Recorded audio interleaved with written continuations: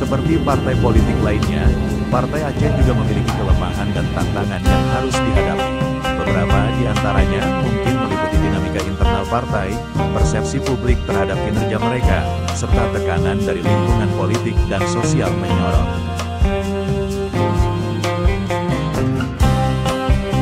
Berikut ini kami rangkum beberapa kelemahan yang mesti dibenahi Partai Aceh.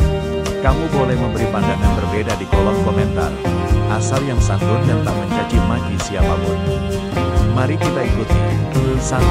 Partai Aceh sering dikritik karena terlalu bergantung pada kekuasaan otonomi khusus yang diperoleh setelah Mo Helsinki pada 2005. Ketergantungan ini bisa mengurangi inisiatif untuk mencari solusi-solusi politik yang lebih luas.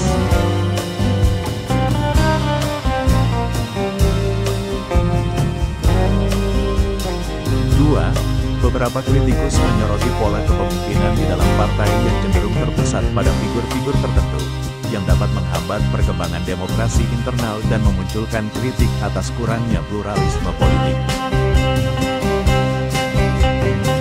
3. Sejarah Partai Aceh mencakup masa-masa konflik bersenjata yang panjang, yang menempatkannya dalam sorotan negatif terkait keamanan dan stabilitas wilayah.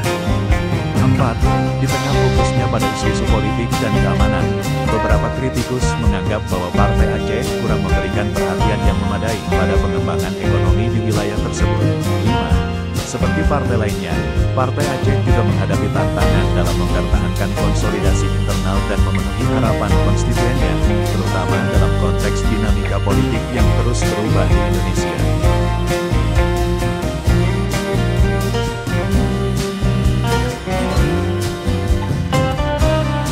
Demikian, salam damai, salam Sandawari.